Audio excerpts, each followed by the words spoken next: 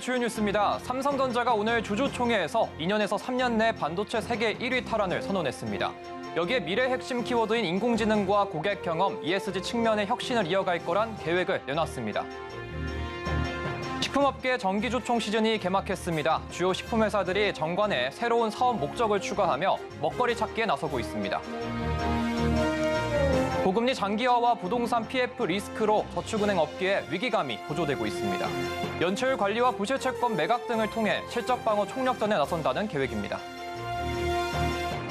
다음 달 서울 압구정과 여의도 등 토지 거래 허가 구역 지정 기간이 끝납니다. 이 제도가 집값 안정 효과를 주고 있는 만큼 기간 연장에 무게가 실리고 있습니다.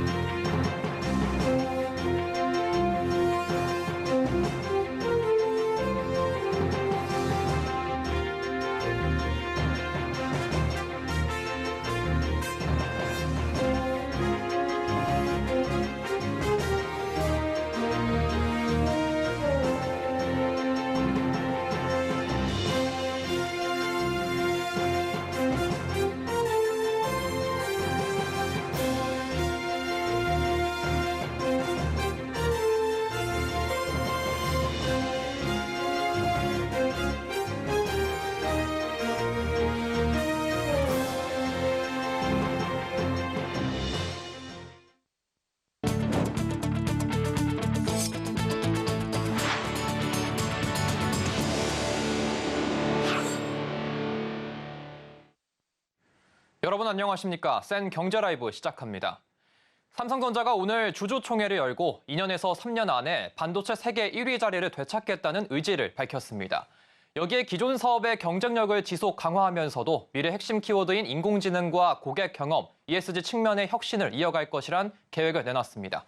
현장에 윤혜림 기자입니다. 오늘 수원 컨벤션 센터에서 열린 삼성전자 주주총회 현장. 삼성전자는 다양한 신제품과 신사업, 새로운 비즈니스 모델을 조기에 발굴할 수 있는 체계를 강화해 나간다는 계획을 밝혔습니다.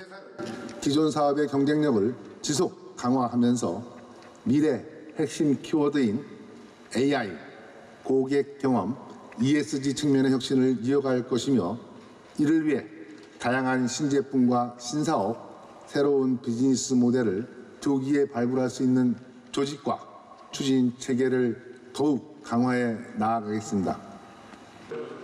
DX 부문은 모든 디바이스에 AI를 본격적으로 적용한다는 계획입니다. 비스포크 AI 콤보를 중심으로 일반 가전제품을 지능형 홈가전으로 강화하고 스마트폰뿐 아니라 폴더블, 액세서리 등 갤럭시 전 제품에 AI 적용을 확대할 예정입니다. DS 부문은 2, 3년 안에 반도체 세계 1위 자리를 되찾을 것이란 포부를 밝혔습니다. 경계현 DS 부문장은 올해 본격 회복과 성장의 한 해가 될 것이라며 2, 3년 안에 반도체 세계 1위를 되찾을 계획이라고 강조했습니다. 이를 위해 12단적층 HBM3, HBM3 제품 비중을 확대해 시장 주도권을 되찾고 9세대 V낸드, HBM4 등과 같은 신공정 개발에 주력하겠다는 전략입니다. 신사업 계획도 밝혔는데 올해 말까지 2.5D 패키징 사업의 상용화를 추진해 1,000억 달러 이상의 매출을 올릴 것으로 내다봤습니다. 또 2030년까지 기흥 R&D 단지에 20조 원을 투입하는 등 연구 개발에 과감한 투자를 단행하겠다는 방침입니다. 한편 이날 상정된 재무제표 승인, 사회이사 선임, 이사 보수한도 승인 등의 안건은 모두 원안대로 처리됐습니다. 서울경제TV 윤혜림입니다. 오늘 열린 삼성전자 주주총회 또 하나의 화두는 주가였습니다. SK하이닉스가 고공행진하고 있는 것과 달리 7만 전자에 갇힌 삼성전자의 주가 부진에 주주들의 성토가 이어졌는데요. 하지만 간밤 엔비디아의 잭슨왕 CEO가 삼성전자를 언급하면서 분위기 반전을 꾀하고 있습니다. 김혜영 기자입니다. 삼성전자의 주가가 오늘 5.6% 치솟았습니다. 그러나 여전히 7만 원 선을 벗어나지 못한 채 박스권을 맴돌고 있습니다.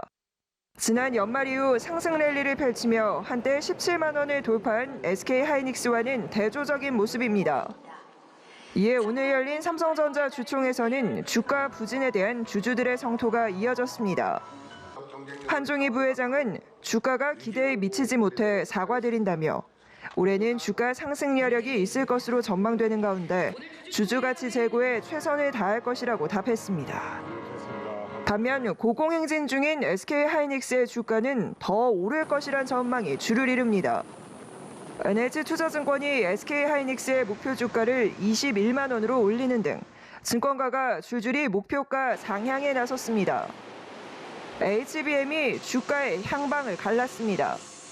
NH투자증권은 SK하이닉스는 HBM 등 고성능 메모리를 바탕으로 안정적인 실적과 반도체 사이클 혜택을 볼 것으로 기대된다고 강조했습니다. 엔비디아의 GPU는 인공지능 칩 시장의 80%를 장악하고 있는데 엔비디아의 HBM을 납품하는 SK하이닉스를 향한 러브콜이 이어지고 있는 겁니다. 시장 조사업체 트렌드포스에 따르면 지난해 글로벌 HBM 시장 점유율은 SK하이닉스가 53%, 삼성전자가 38%, 마이크론이 9%를 나타냈습니다. 이 가운데 증권가에서는 올해 HBM을 둘러싼 경쟁 2막이 시작됐다는 평가입니다. BNK 투자증권은 하반기 AI 서버 시장 공략이 본격화된다면 삼성전자도 글로벌 AI주 상승 열풍에 동참할 수 있을 전망이라고 평가했습니다. 삼성전자가 SK하이닉스의 뒤를 바짝 쫓고 있는 가운데 간밤 젠슨왕 엔비디아 CEO는 삼성전자의 HBM을 테스트하고 있다며 기대가 크다고 발언했습니다. 이에 삼성전자의 주가는 오늘 반년 만에 최대 상승폭을 나타내며 8만전자 기대감을 키웠습니다. 서울경제TV 김혜영입니다.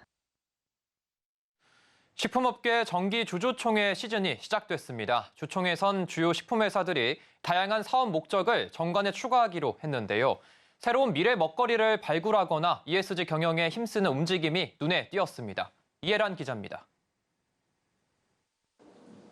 오늘 롯데칠성음료를 시작으로 이번 주부터 주요 식품 기업들의 주주총회가 잇따라 열립니다. 주총에선 신규 사업 추진 안건이 다뤄지는데 올해 식품업계는 새로운 성장 동력을 찾거나 ESG 경영을 고려한 사업에 나서고 있습니다. 오늘 첫 주총을 연 롯데칠성음료는 신규 사업으로 식품용 액화탄산가스 제조업을 추가했습니다. 그동안 액체 탄산가스를 전부 구입했던 롯데칠성은 전북 군산 공장에서 주정 생산 시 생기는 탄산가스를 포집해 탄산음료나 주류 제조에 사용할 예정입니다. 롯데칠성은 부산물 원료를 선순환에 사용하는 점을 들어 ESG 경영의 일환이라고 설명했습니다. 26일 주총을 여는 오뚜기는 태양광 발전 사업을 사업 목적에 추가합니다. 오뚜기 관계자는 현재 자체 생산한 전력 중 잉여분을 판매하는 목적이라고 설명했습니다. 하림은 오늘 28일 주총에서 전자상거래업, 통신판매 중개업, 국내외 프랜차이즈 사업 및 체인점업 등 6가지 사업 목적을 추가할 예정입니다. 사업 확장을 위한 선제적 조치로 정관 변경에 나선 겁니다. 29일 주총을 여는 메일유업은 건강기능식품 제조 판매 수출입업, 특수의료용도 식품 제조 판매 수출입업을 사업 목적에 추가했습니다. 저출산으로 우유 수요가 줄자 건강기능식품과 노령층, 환자를 겨냥한 제품으로 사업을 확장하는 것이라는 해석이 나옵니다. 식품 회사들의 주총 안건을 통해 급변하는 시장 속에서 업계가 어떤 미래 먹거리 발굴에 나서는지 엿볼 수 있습니다. 서울경제TV 이혜란입니다. 고금리 장기화와 부동산 PF 리스크로 저축은행 업계에 위기감이 고조되고 있습니다. 저축은행들은 지난해 충당금 적립이 늘면서 업권 전체적으로 수익성이 악화했는데요. PF뿐만 아니라 자영업자 연체도 늘면서 건정성 관리에 악재가 겹쳤습니다.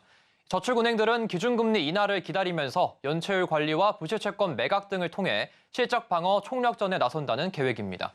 김도하 기자의 보도입니다. 오는 22일 실적 발표를 앞둔 저축은행 업계가 지난해 수천억 원대 적자를 기록한 것으로 알려졌습니다.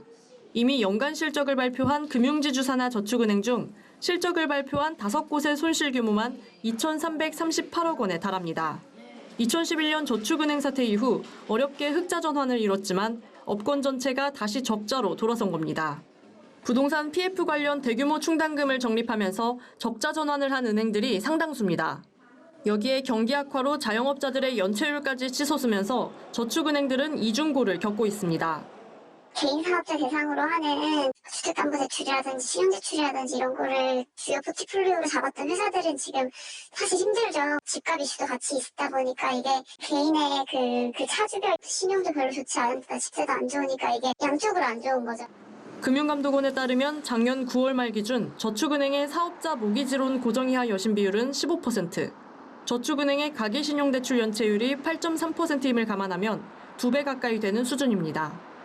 금융당국은 소상공인들의 연체율 관리가 시급하다고 판단해 지난 18일부터는 소상공인을 위한 저금리 대환 프로그램을 확대 개편하기도 했습니다. 그러나 경기 침체가 이어지면서 소상공인들의 대출이 더욱 확대될 것으로 예상되는 가운데 중저신용제가 주 고객인 저축은행들은 더욱 긴장하는 모양새입니다. 업계는 실적 방어에 주력하면서 기준금리 인하를 기다릴 수밖에 없다는 입장입니다.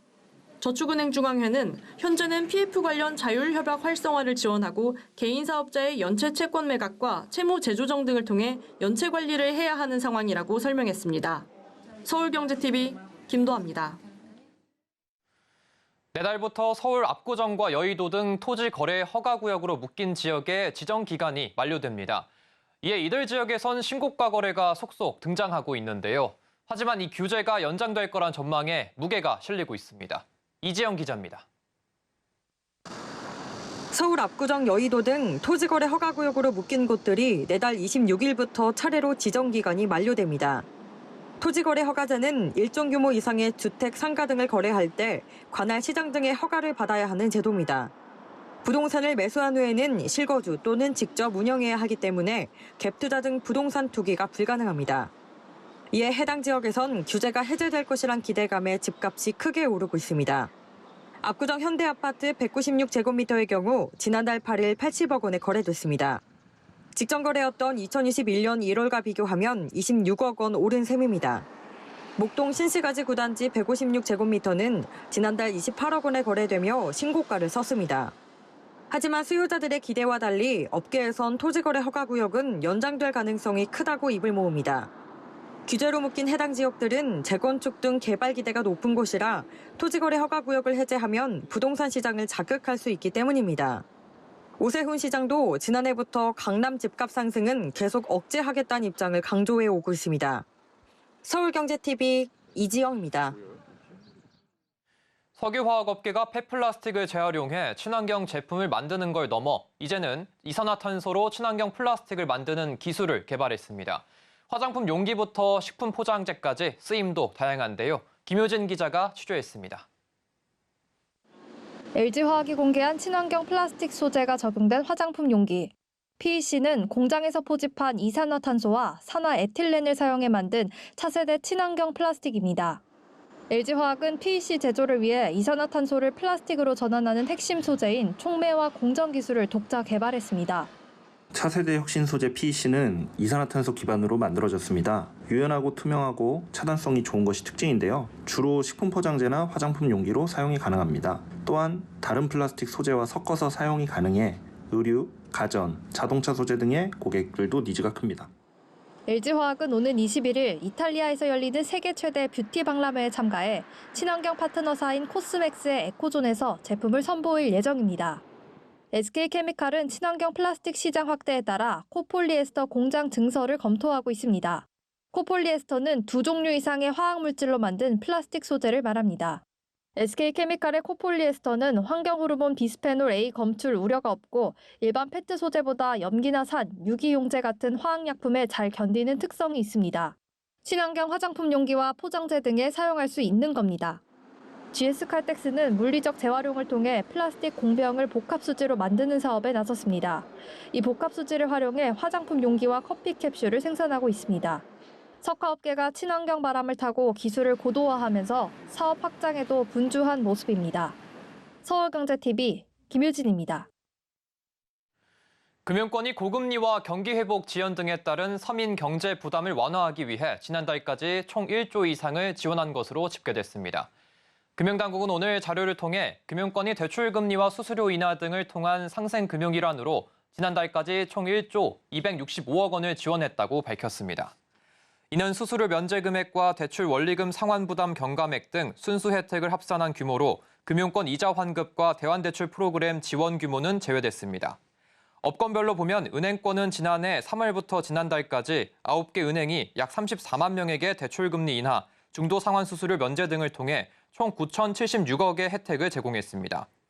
신용카드, 할부금융 등 여신 전문 금융업권은 지난해 8월부터 지난달까지 9개사가 저금리 대환대출, 상환기간 연장 등을 통해 총 1,189억 원을 지원했고 보험업권은 보험료 부담 경감을 위해 자동차 보험료를 평균 2.5% 인하하고 상생보험 상품을 개발해 13만 건 이상 판매했습니다.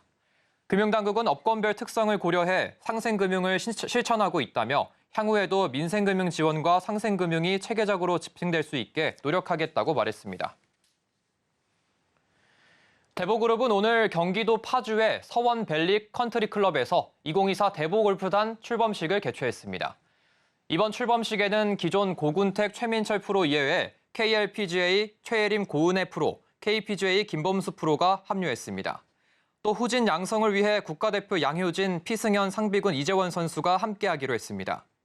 최동규 대보그룹 회장은 지난 2000년부터 서원밸리 자선 그린 콘서트를 개최해오고 있고 시각장애인을 위한 골프대회 장소되어 골프 꿈나무를 육성하는 등 골프 대중화와 골프 문화 발전을 선도해왔습니다. 오늘 출범식을 통해 저희 대보는 완벽한 통합 골프 서비스를 제공하게 되었습니다. 앞으로 대한민국 골프 스포츠 발전과 후진 양성을 기여하고 선수와 회사 모두 성장에 발전할 수 있도록 적극적으로 지원을 하겠습니다.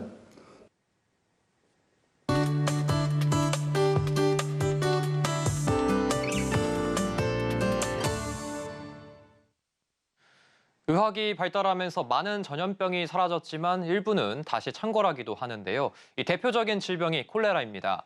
2024년 1월 12일 세계보건기구가 2023년 말 기준으로 이 세계 콜레라 발병 보고 건수가 연간 66만 7천여 건이며 사망자는 4천여 명이라고 밝혔습니다. 2022년에 세계 콜레라 발병 건수는 47만 2천여 건, 사망자는 2,349명이었다고 합니다. 이 발병 건수는 41%, 사망자 수는 70%가 증가한 건데요. 그래서 오늘은 우리나라도 안심할 수 없는 콜레라 이야기 해보겠습니다. 오늘도 반기성 K웨더 센터장 나왔습니다. 안녕하십니까? 네, 안녕하세요. 네, 이 콜레라가 정확히 무엇을 말할까요? 콜레라는 이제 비브리오 콜레라라는 수인성 박테리아에 의해서 발병을 하는데요. 전염되는 경로는 콜레라 박테리아가 섞인 배설물에 오염된 물을 먹거나 또 이것을 하미안 조개라든가 가재를 먹을 때 콜레라에 감염이 됩니다. 비브리오 콜레라고는 해조류를 먹고 사는 작은 요광류의 몸 위에 포자와 같은 작은 형태로 수년간 살아있는데요. 수온이 상승을 하고 영양분이 풍부해지면 조류가 번성을 하게 되고 요광류와 비브리오균이 번식을 하게 되죠. 이런 조건에서 콜레라가 발생을 하고요. 또 태풍이라든가 쓰나미로 인해서 콜레라균이 포함된 바닷물이 내륙의 식수온을 오염시키게 되면 인간에게 전염되면서 비극이 시작됩니다. 특히 전쟁이라든가 분쟁, 극심한 기후재난으로 의료 인프라가 파괴되거나 또 물이라든가 음식이 깨끗하지 않고 공중시설이 불결하게 되면 어느 나라도 가리지 않고 콜레라는 발생하게 됩니다. 콜레라는 천연두와 달리 한 번 걸리더라도 면역력이 생기지 않는 대신에 면역력이 강한 사람은 잘 걸리지 않는데요. 튼튼하고 건강한 사람들의 위장과 내장에서는 콜레라균을 퇴치하는 산 또는 알칼리가 분비되기 때문입니다. 콜레라균은 끓는 물에서 바로 죽기 때문에 음식이나 물을 끓여 먹고 안전한 위생시설을 갖춘다면 콜레라를 예방할 수가 있죠. 그러나 치료하지 않는다면 몇 시간 안에 사망할 수 있지만 즉시 치료를 받는다면 생명을 구할 수는 있습니다. 네, 역사적으로 이 콜레라로 인해서 엄청나게 많은 사람들이 희생됐다고 하던데요. 콜레라의 어떻게 보면 공식전 첫 번째 기록은 1563년에 인도에서 집단 발생한 것이고요. 대규모로 유행한 것은 1817년 인도에서 시작을 해서 아시아, 유럽에 영향을 주었을 때입니다. 1817년 콜레라가 인도를 강타를 했는데요. 이 병에 걸리면은 몇 시간 안에 건강한 사람한테 격렬하고 심한 설사와 구토를 일으킨 다음에 파르스름한 시체로 죽어갔는데요. 누구도 이 병이 왜 생겼는지 몰랐죠.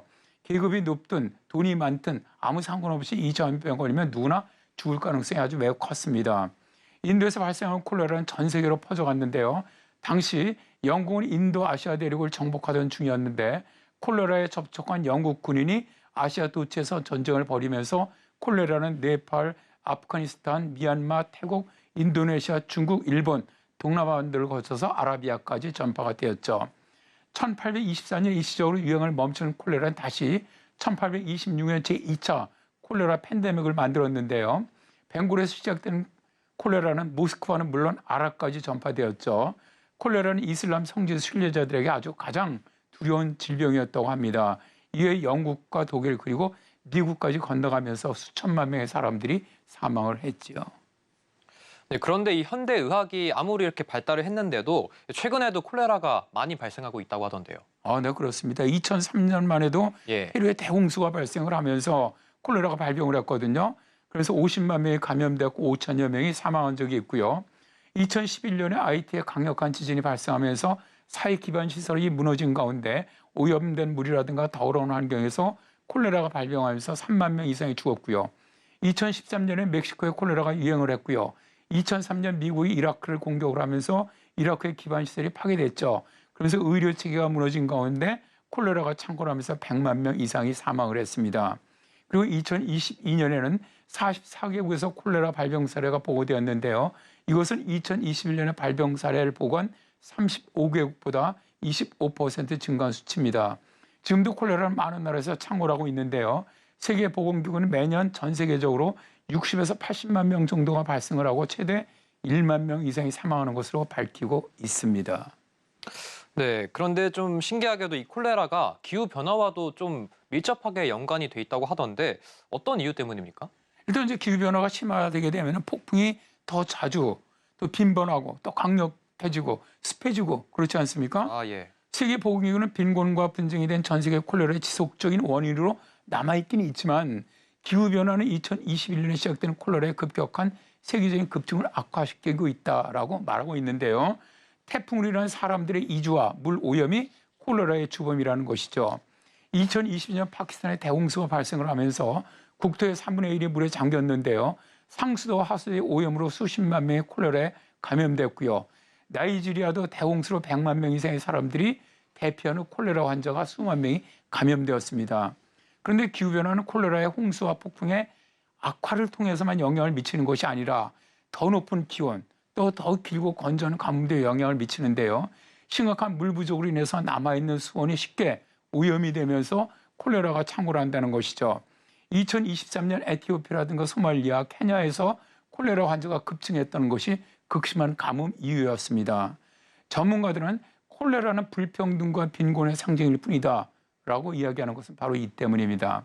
대개 저소득 국가에 만연하는 콜레라를 퇴치하기 위해서 세계보건기구는 2023년에 1,085억 원을 지원을 해서 각국에 글로벌 전략적 대비태세라든가 준비태세 혹은 대응계획을 수립할 것을 요청을 했고요. 여기에 대해서 비상사태기금 216억 원을 긴급 지원하기도 했죠. 세계보건기구는 향후 지구온난화로 온도 상승이 예상되는 만큼 아시아 지역도 콜레라의 안전지대는 아니다라고 경고를 했습니다. 네, 콜레라에 관한 내용 잘 들었습니다. 지금까지 반기성 K웨더 센터장이셨습니다. 오늘 말씀 감사합니다. 네, 고맙습니다.